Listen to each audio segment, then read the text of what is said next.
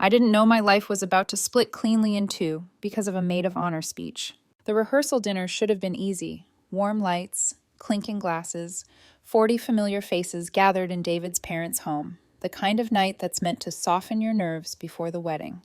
12 weeks away. Invitations already sent. Deposits already paid. My dress hanging at home like a promise. I remember the smell of roasted chicken and buttered rolls. The way David's hand kept finding mine under the table, thumb brushing my knuckles like a quiet, steadying metronome. Then my sister stood up. Eleliana, my person, my oldest loyalty, the girl who helped raise me when our parents' divorce turned our childhood into survival, lifted a piece of paper in her hand. Her cheeks were a little too flushed, her smile a little too loose, the kind of bright that isn't joy so much as something burning through. She didn't look at her notes. She looked at David, and in a voice that wobbled like a glass about to fall, she said she had a secret she couldn't keep anymore. At first, I thought it would be something harmless. A funny story from childhood. A tearful, "I'm proud of you." Something that would make people laugh and dab at their eyes. Instead, she said she'd been in love with my fiancé since the night we met. The room went silent so fast it felt like someone had sucked the oxygen out with a vacuum. I watched David's face drain of color, white, then blank. I watched his mother's mouth open without sound. I felt my own heartbeat slam against my ribs like it was trying to escape my body. Eleliana kept talking, words spilling out, how it had been torture, how she'd tried to date other men, how no one compared, how she couldn't stand there and watch me marry him without telling the truth. My fingers went cold around my water glass. When she ran out, half the guests surged after her like the house had caught fire. The other half stayed and stared at me, and the man I was supposed to marry, my safe place, my future, didn't reach for me. He didn't even speak. He just looked at the floor like he was trying to find where, exactly, our life had cracked. If you had asked me a week before the rehearsal dinner who knew me best, I would have answered without hesitation, Eleliana. Not David, not my mom, not my closest friends. Eleliana. We weren't just sisters, we were a stitched-together unit that formed out of necessity. When our parents divorced, I was 12 and she was 14, and the house turned into a place where the lights sometimes felt too dim, even when they were on. Mom worked 2 jobs, the kind of schedule that made her footsteps heavy at night and her eyes look far away at breakfast. Eleliana became my second parent in all the ways a teenager shouldn't have to be. She woke me up for school when Mom was already gone. She quizzed me for tests, helped me fill out college applications, sat with me on my bedroom floor through my first heartbreak, handing me tissues and saying, "You're allowed to cry. Just don't forget who you are." So when I fell in love for real, when it stopped being crushes and started being the kind of feeling that reshapes your plans, it made sense that Eleliana was woven into the beginning of it. David came into our orbit through Sarah, Eleliana's college roommate. Back then, Eleliana was a senior at State, studying journalism, living off campus in a big house that always smelled like coffee and perfume and loud ambition. I was the little sister who visited twice a month, a community college sophomore with transfer dreams, and a part-time job and a quiet hunger to build something stable. One weekend in October, Eleliana invited me to a Halloween party at that house. I still remember how long she took to get ready, 2 full hours. She wore a black dress I'd never seen, did her makeup differently, like she was trying on a version of herself that didn't need to ask permission. When I teased her, "Who are you trying to impress?" she laughed too quickly and said, "No one. I just want to look nice." David showed up around 9. Tall, dark hair, glasses, a zombie costume that looked like he'd assembled it in 5 minutes and somehow made charming anyway. Eleliana introduced us, and for 10 minutes we did small talk. School, work, the usual. Then Sarah pulled him away, and the night scattered into noise. At some point, I noticed Eleliana wasn't fully in the room with me. Her eyes kept tracking. She kept glancing toward David, watching who he talked to, drifting past his conversations, volunteering first when someone spilled beer on his shirt. I told myself it meant nothing. She was always protective, always alert, always scanning. Near midnight, I ended up in the kitchen getting water, and David wandered in like he belonged there. We started talking, first about nothing, then about everything. His job at the local newspaper, his plans to move to the city, my dream of transferring and studying education, books we loved, places we wanted to travel. The conversation felt easy in a way that made time disappear. 2 hours passed like 10 minutes. The next morning when I was leaving, David asked for my number. He said, "I want to keep talking to you." I gave it to him without thinking, like my hand knew before my mind did. I called Liliana that night to tell her about coffee. There was a pause on the line, long enough for me to hear my own breathing. Then she said, "That's great," in a voice that sounded careful, flat around the edges. When I asked if she was okay, she said she was just tired from studying. David and I went on 3 more dates that week. By Friday, he asked if I wanted to be exclusive. I said yes, and it wasn't a dramatic decision. It felt like stepping into something that had already been waiting for me. I wanted Liliana to be part of it, of course. She was my built-in compass, my history, my constant. But when I brought David to a movie night at her house the next weekend, she was polite in the way people are when they're trying not to show what they feel. She didn't warm up. She didn't lean in. She stayed just far enough away that I could tell myself it was nothing, even as my gut quietly began to take notes. At first, I framed Liliana's distance as adjustment. That was the word I used when I talked about it to myself late at night. Adjustment, like she just needed time to recalibrate to me not being the little sister who came and went without changing the gravity of her world. Whenever David and I visited her, she was never outright cold. She was careful, polite, almost professional. She spoke to me more than to him. When David tried to joke with her, gentle, self-deprecating humor that usually put people at ease, she answered in short sentences and checked her phone like it held something urgent. When she excused herself from the room, she always had a reason, a call to make, something on the stove, a friend stopping by. I noticed it, but I didn't challenge it. I'd spent my whole life trusting Liliana's instincts. If she said nothing was wrong, I believed her. When I asked directly, once, then twice, if she had a problem with David, she smiled and shook her head. "No," she said. "I just need to get used to you having a serious boyfriend." I accepted that answer because it was easier than pressing. David noticed too, though he never framed it as a complaint. "She's protective," he said one night when we were driving home. "I think it's kind of sweet." I wanted to believe that. Over the next year, our lives braided together quickly and naturally. David and I moved in together after graduation. He worked full-time at the newspaper. I transferred to a 4-year school and finished my degree. We built routines, Sunday grocery runs, weeknight dinners eaten standing in the kitchen, inside jokes that made long days feel lighter. Liliana drifted in and out of that life like a visitor who never quite unpacked. She came by once a month, always with advance notice. Always brought someone with her, a friend, a coworker, anyone to keep the visit from being just the 3 of us. She never stayed overnight, even though we had a guest room ready. If David was home, she stayed for dinner and left early. If he wasn't, she lingered. I asked myself if I was imagining patterns. When David proposed, 8 months before the rehearsal dinner, I was standing in our living room, still wearing my work clothes, when he dropped to one knee with a ring I didn't know existed and a voice that shook when he said my name. I called Liliana first. She cried on the phone. "Happy tears," she said. She told me she was so proud of me, so excited to plan everything together. And she meant it. At least that's what it looked like. She threw herself into being my maid of honor like it was a full-time job. She researched venues, came dress shopping, organized my bachelorette party. She sent me links at midnight, spreadsheets of ideas, long texts about color palettes and table arrangements.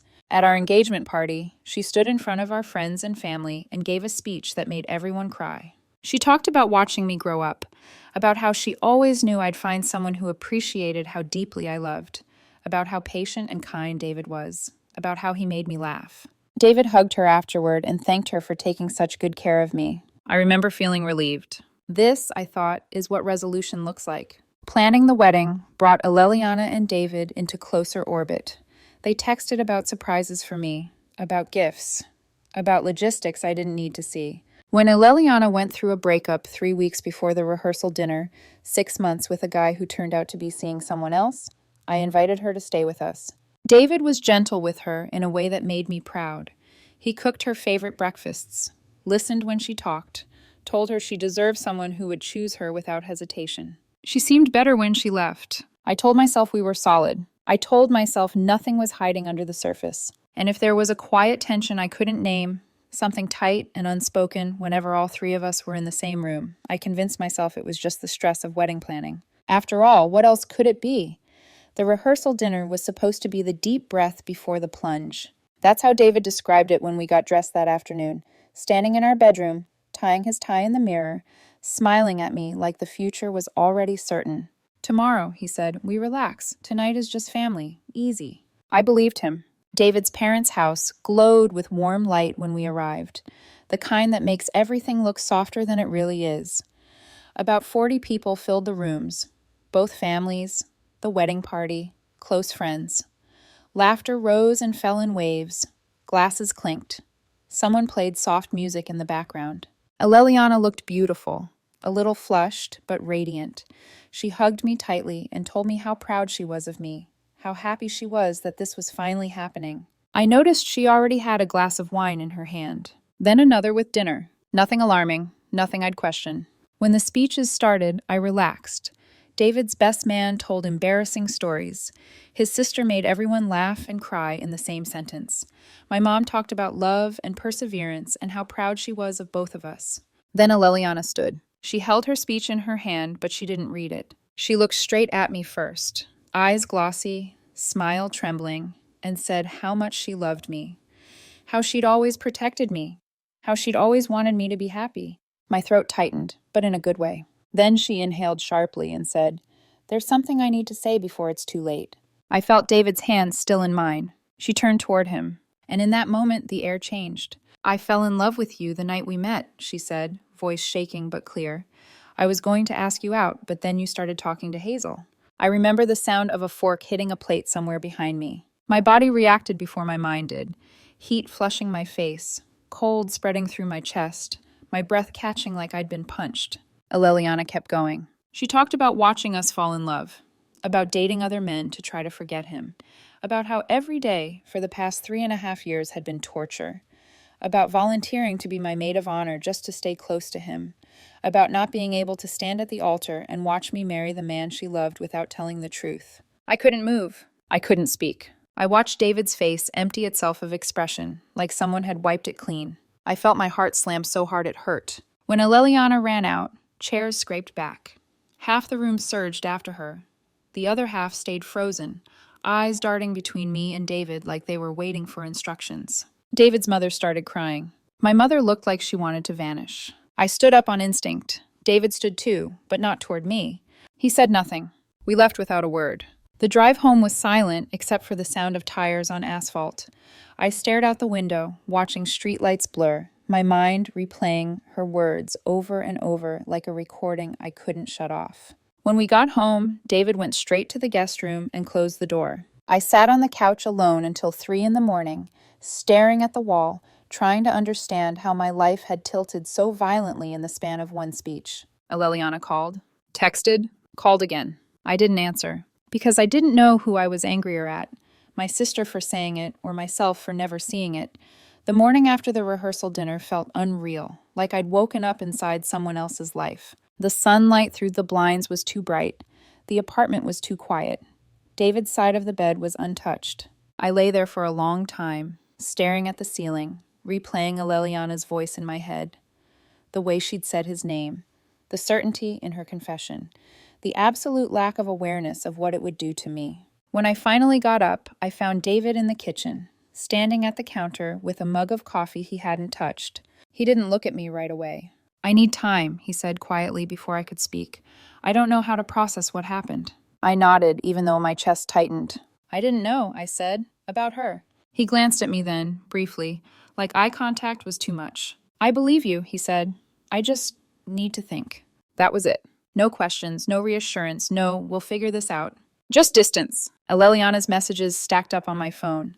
Apologies, explanations, crying voicemails I couldn't bring myself to listen to.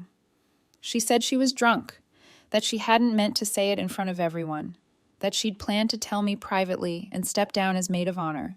I didn't respond. My mom called, carefully, softly. She said Aleliana was staying with her, crying constantly, not eating, not sleeping. She asked if I would talk to her. "I can't," I said, and for the first time, I meant it without guilt. The days blurred together. David went to work, came home, ate in silence, went to bed early.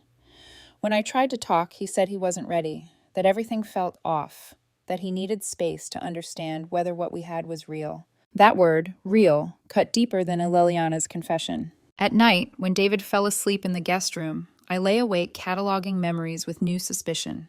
The way Eleliana always seemed uncomfortable around him, the way she left the room when he entered, the way she volunteered for wedding tasks that kept her close to us, the way she cried when I called to tell her about the engagement. I asked myself questions I'd never allowed before. Was she waiting for something to happen? Was she hoping I'd call it off? Did she think, somewhere deep down, that David would choose her if she finally spoke? And the worst question of all, would he have? David asked me one night if I'd ever suspected anything. No, I said honestly. He nodded and went back to reading his book, like the conversation was over. The wedding was 12 weeks away. Deposits paid, invitations mailed, a life planned, and suddenly everything felt conditional. When David finally said the words out loud, I think we should postpone, it felt less like a decision and more like a slow leak finally giving way. I need to understand what happened before we move forward, he said. I can't pretend this didn't change things.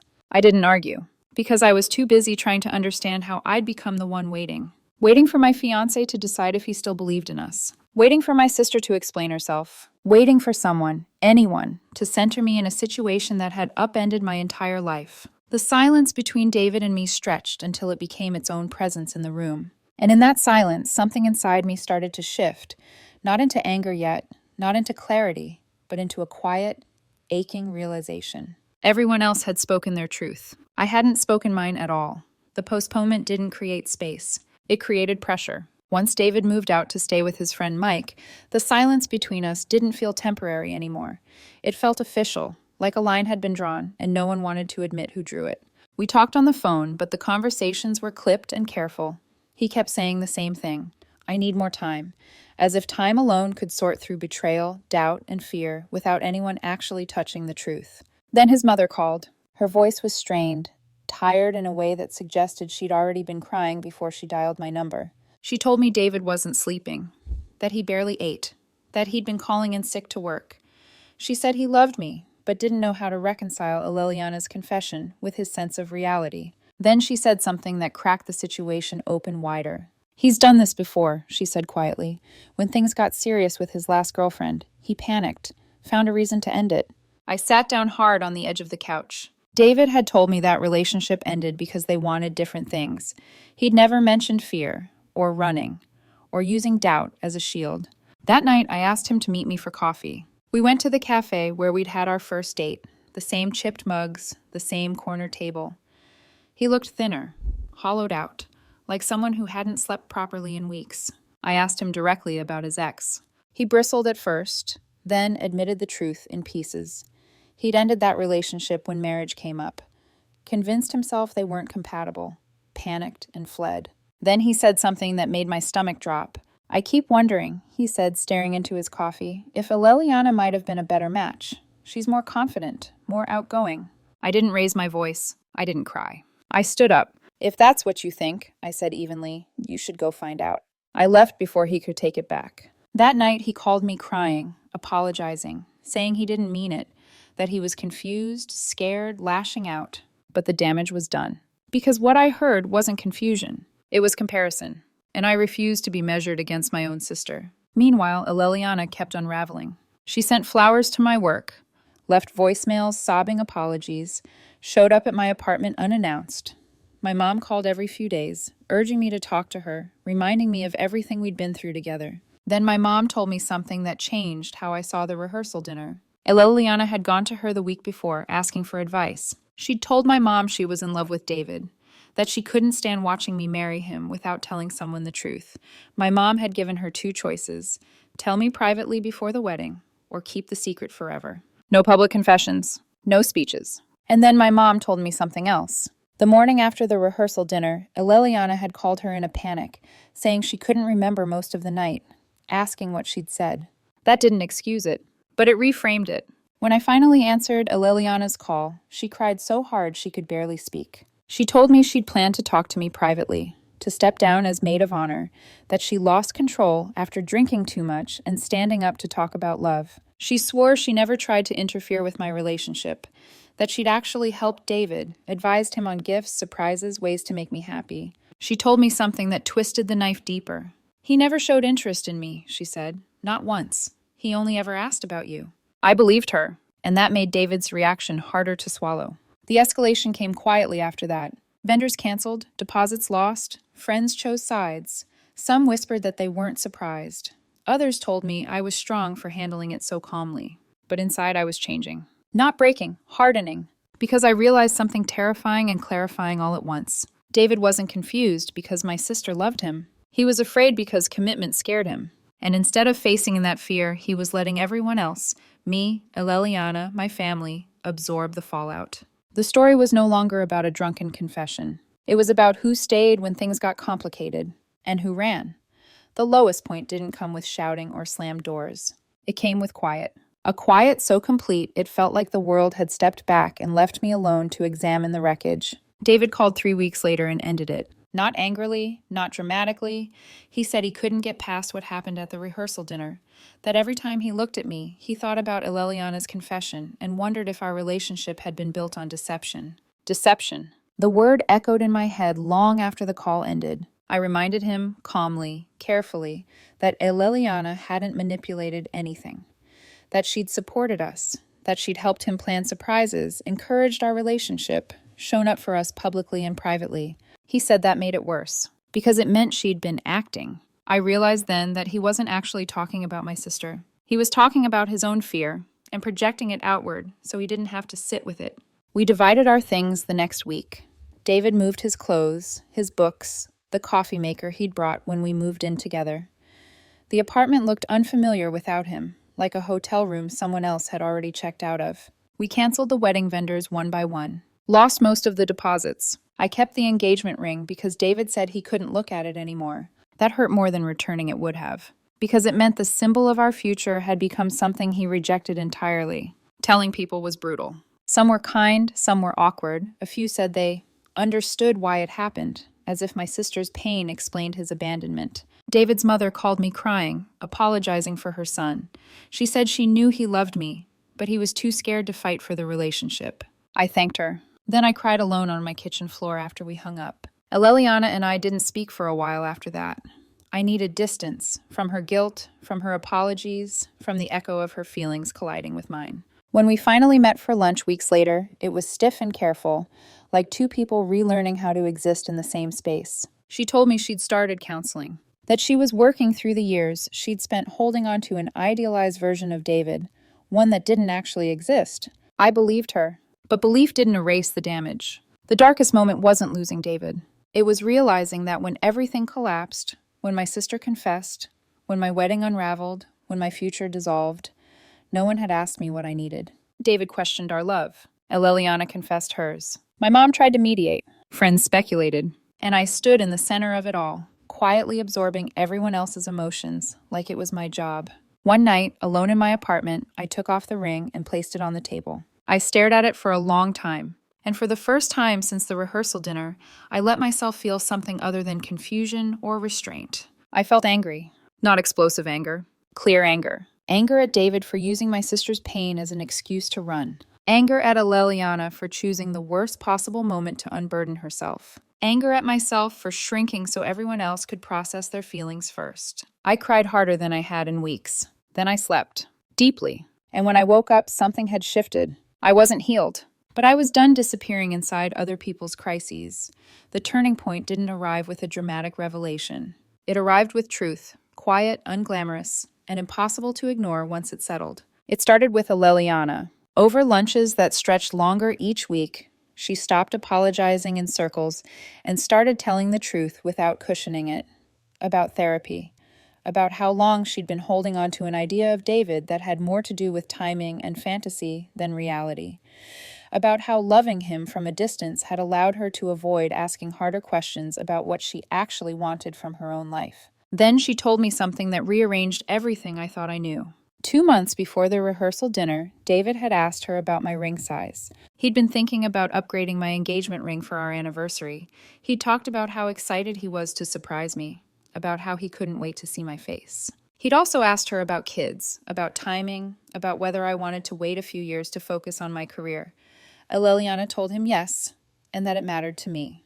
David had said that was fine, that he just wanted to make sure we were aligned. None of that sounded like a man trapped in a lie.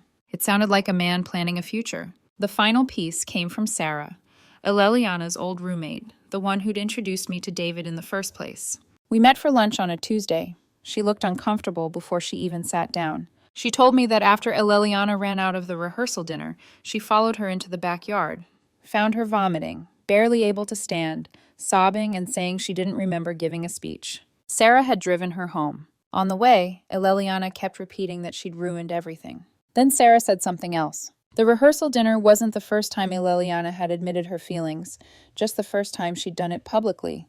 She'd told Sarah months earlier, while drunk at her birthday party. She'd cried after seeing our engagement photos. She'd begged Sarah not to tell me. And Sarah, who had watched all of it unfold, said something that landed like a verdict. "David was always focused on you," she said. "Always. He never asked about Eleliana except in relation to you." That was the moment clarity replaced self-doubt. David hadn't questioned our relationship because it was built on deception. He questioned it because commitment terrified him, and Eleliana's confession gave that fear a shape he could point to. When David showed up at my apartment unannounced a week later, asking for another chance, I listened differently. He talked about therapy, about his fear of marriage, about realizing he'd run away before, about missing me. What he didn't talk about was why he'd doubted us so quickly, why my certainty hadn't mattered, why he'd let someone else's feelings outweigh 3.5 years of shared life. I didn't give him an answer that day, because for the first time, I wasn't trying to convince him to stay. I was deciding whether I wanted him back.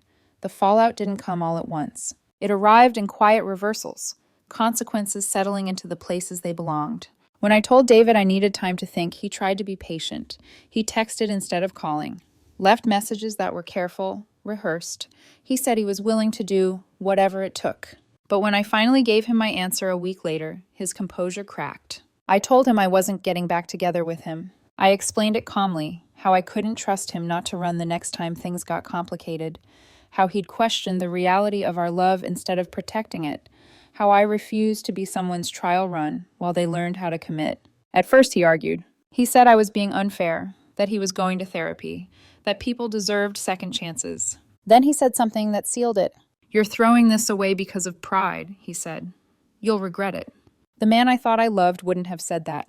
The man I thought I loved would have respected my boundary, even if it hurt. I ended the call knowing I'd made the right choice. David didn't spiral publicly. He didn't lash out online. But the cracks showed anyway. His mother called me a week later, apologizing again for him. She said she was disappointed, that she believed he loved me, but didn't know how to fight for a relationship when fear took over. I told her I appreciated the apology, but I needed a clean break. Meanwhile, the story people told about the rehearsal dinner began to change. Not dramatically, not with gossip explosions. Just perspective. People started noticing that David had walked away instead of working through things, that Eleliana had never tried to interfere, that she'd suffered quietly for years, that the real rupture hadn't been her confession, but his retreat. Eleliana faced her own consequences too. She lost her role as my maid of honor, lost the closeness we once had, sat with the guilt of knowing she'd detonated something precious. But she didn't run from it. She stayed in therapy. She respected my boundaries. She didn't ask for forgiveness on a timeline. And slowly, that mattered. As for me, I canceled the wedding vendors, signed paperwork, moved out of the apartment David and I had shared, and into a smaller place that was just mine. I took a new job, one with more responsibility, more pay, and a future that didn't revolve around someone else's readiness. The ring stayed in my jewelry box for a while. Then one day I sold it, not in anger, in closure. The fallout left David with questions he could no longer dodge. It left Eleliana confronting feelings she could no longer hide. And it left me with something unexpected. Peace. Not the absence of pain, but the presence of self-respect. Healing didn't arrive like a sunrise. It came quietly, in ordinary moments, when I realized I could breathe again without bracing for the next emotional impact, when I stopped replaying conversations in my head, wondering what I could have said differently, when the future stopped feeling like a question mark shaped like someone else. Eleliana and I are rebuilding something new now. It isn't the effortless closeness we had as kids. It's slower, more honest, built on conversations that don't avoid the hard parts. She tells me when she's struggling. I tell her when something hurts. We don't protect each other with silence anymore. She's dating someone new, a man she met at work. She laughs more easily now, less like someone holding her breath. And I believe her when she says she's learned.